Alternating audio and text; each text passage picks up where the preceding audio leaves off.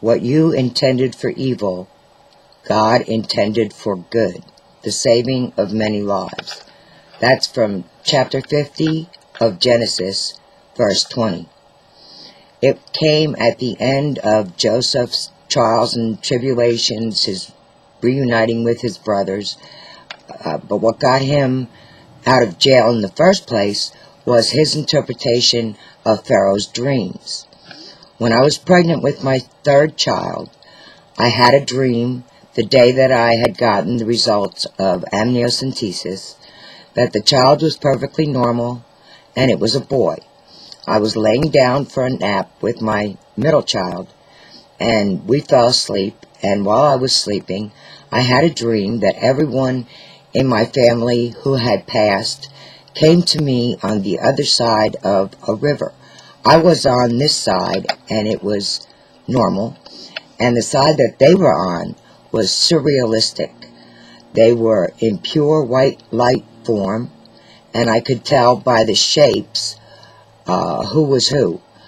So, in one voice, but without speaking, they said, "The child's name shall be Theodore." And I woke up and thought immediately about the chipmunks. And then I thought, well, Teddy Roosevelt, the Rough Riders, the teddy bear. And I decided that if I looked it up, I would see what it meant. And therefore, I would know if this was a vision kind of dream, prophetic, or if it was just something I ate. And when I looked it up, it meant gift of God. So my youngest child's name is Theodore. Later on, when my youngest child was 7, I found out my husband had been having an affair. I didn't know with whom. I didn't know how long it had lasted. I was devastated. I began drinking, and it all boiled down to a day at a local ag fair on Labor Day weekend. I went to forget my troubles.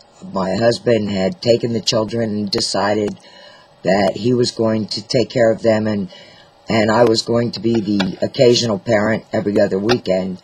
And I was heartbroken, but I had been doing it by myself pretty much all along. So I concurred. Okay, let them decide at the end of the year who they want to live with. If it's you, that's fine. If it's me, that's fine. So we set up to do that. Meanwhile, he never showed up in court. I went to an agricultural fair, like I said, to forget my personal problems. And after the evening was over, I had asked the security guard that drove us there to take me home. They wouldn't let him leave.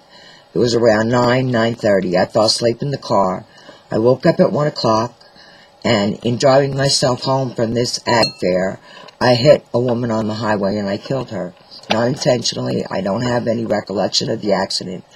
But the result of that, which was probably the worst time in my life, the result was 9+ years of speaking about my personal tragedy, trying to turn it into something other than a tragedy.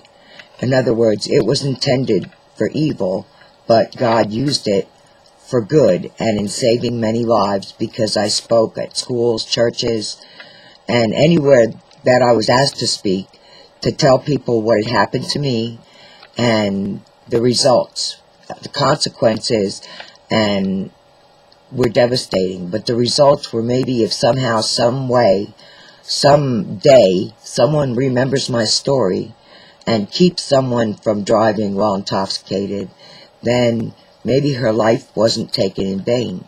So I honestly believe that dreams and personal experiences with dreams are very important. And you can turn anything in your life around and make it a positive. Even if it is, like for me, the most devastating prison term, the whole thing, you can turn it around. That's why I went back to school, to also show my grandchildren that it's never too late to give up.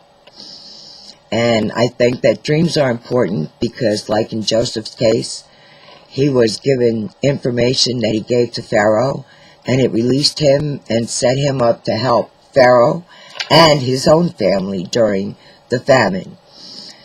So, whether you're dreams are evil or good, nightmares or fantasy island, whatever they may be, pray for answers before you go to sleep. Ask God to help you remember what you've dreamt and realize that this is help in your path. It's not total direction, but it will definitely help you along the way. It's fortifying, so to speak. And the only other thing I would mention is that even though these life experiences were very difficult for me, I turned the negative into a positive by educating others as to not making my mistake. And I'm grateful for everything that's transpired since then. I have almost 19 years clean and sober. And that's why I'd like to be a substance abuse counselor.